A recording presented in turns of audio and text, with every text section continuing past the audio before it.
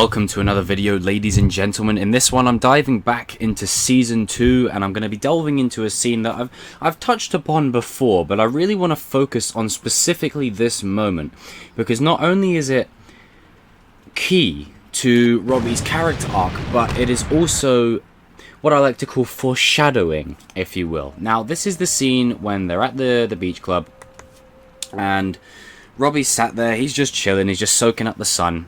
And presumably the manager of the place comes over and says, you know, I told you what would happen if you ever came here again, because of Robby's sketchy history with Trey and Cruz and all the stuff he used to do.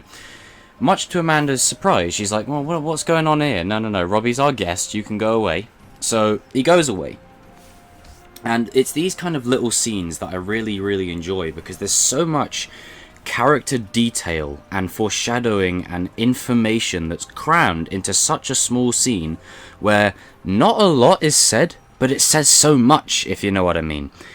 And it's just this conversation here between Amanda, and it's this kind of stuff which, that's just, I haven't done anything really on Amanda on my channel, but this is a sort of two-part kind of thing, you know.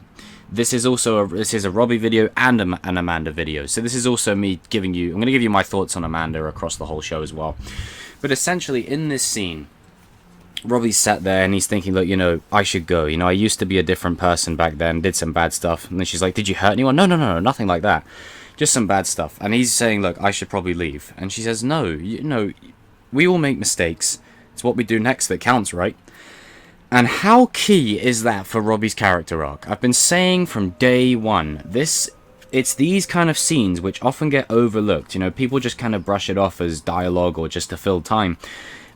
It is that, but it gives you so much context into what is being set up for Robby's character. And the fact that Amanda was the one that said this instantly put her right up there. I think Amanda's had so many great moments of this across the show, where she is just the voice of reason. And anytime there's, you know, some kind of situation happening, I throw it back to the scene in season 1, towards the end, where was it? No, it was season 2. Yeah, season 2, where the double date is happening between Carmen and Johnny and Daniel and Amanda, and then they start comparing dojo sizes, and she's like, oh, so this is happening. You know, it's that kind of commentary where she's just literally the voice of reason in the whole thing. In the season 1 finale at the All Valley, you know, Daniel's like, look, the kid lied to me. He's like, so what? He's a kid. Like, she is literally the voice of reason. And then she makes it even better in season 3 by going over there to the dojo and slapping Kreese right across his face. That slap was heard all the way around the world. So Amanda's really, you know, climbed the rankings in terms of where I would rank the characters. And it's what separates a good show from a great show. If you look at Cobra Kai as a package, let's look at the main characters. Johnny, Daniel, Kreese, Robby, Miguel, Sam. Okay, and then obviously you've got Tori and you've got Dimitri, but those ones are the main ones. You know, you've got the blood, so you've got the bloodline characters, Robby and Sam. You've got the next Karate Kid, Miguel. You've got the original Karate Kid, Daniel. You've got Johnny, who's the central protagonist, and you've got Kreese, who's the main antagonist. You've got those are the main characters. But whenever characters like Dimitri or Kyla or Amanda or Carmen or even Yaya, all those kind of characters are on screen, you're still invested, and that's what separates this show from other things. But focusing specifically on this moment, and I would also advise you guys to also go and rewatch this scene, or rewatch the episode if you will. Just rewatch this particular moment. I'm sure there's a clip of it on around YouTube somewhere. There usually is. But just look at this scene and the way it's done. It's done in such a way where it's giving us foreshadowing, but it's also planting the seed for Robby's future redemption. And I'm talking about this again because this is one of them kind of things where I'm still learning a bit more about it as we go. And I feel like with Robby's redemption, Robby's going to have a moment similar to John Walker in Falcon and the Winter Soldier, something like that, where he has a recalling of all the events. A bit like how Hawk did in the house fight, something similar, where Robby remembered how he was a delinquent, to put it as the guy put it, and how Miyagi-Do changed his, you know, everything for him and how he bettered himself. And then He's going to remember this conversation with Amanda. And also in this season, the same season, I've covered the other scene that I'm about to talk about as well. So if you haven't seen that, go back in my videos and have a little scrounge for it. But it's essentially where Daniel's telling the Miyagi-Do students how he joined Cobra Kai and how he learned to strike first, strike hard, show no mercy, and it turned him into an angry, violent kid.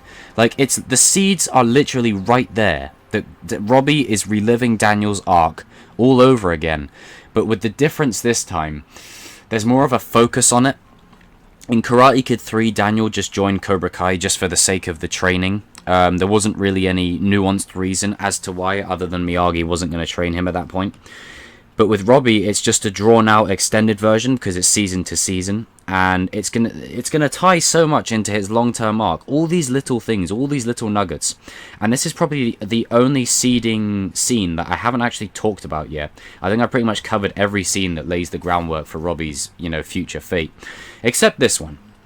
And this is also, again, it's a bit part thing. So it's not all just, a Robby thing in this video. It's also Amanda.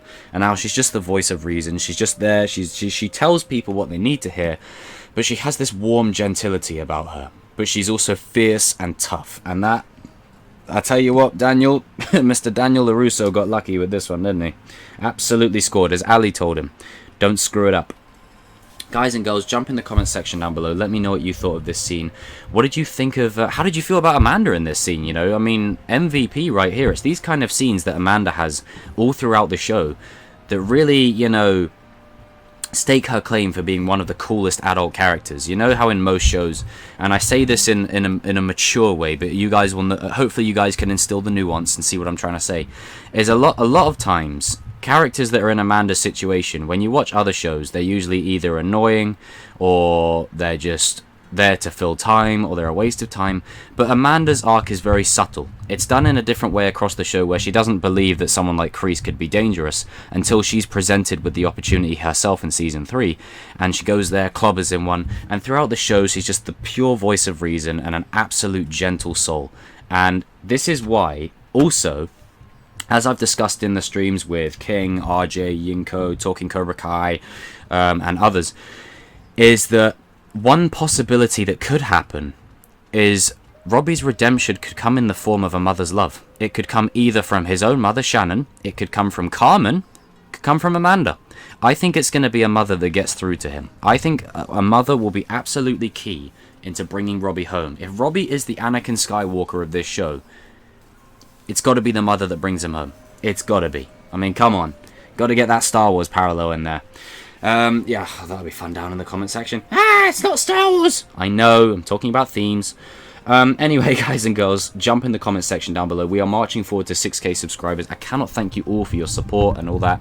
And as I've said in previous videos, we're marching forward to Season 4. So if there's anything you want me to cover in regards to Season 1, 2, or 3 that I haven't spoke about yet, or that you want me to give you more of an in-depth kind of discussion on, jump down there, let me know. And also, this isn't a Cobra Kai specific channel. I cover Star Wars, Fast and Furious, Marvel, all that jazz. So comment anything you'd like to see for those categories. And I do streams daily, and we have big streams on the weekends. So be there, be square, and what am I going to end this video with? I'll tell you what. I'm going to end it with the a classic one that was done in my earlier videos. Your karate's a joke.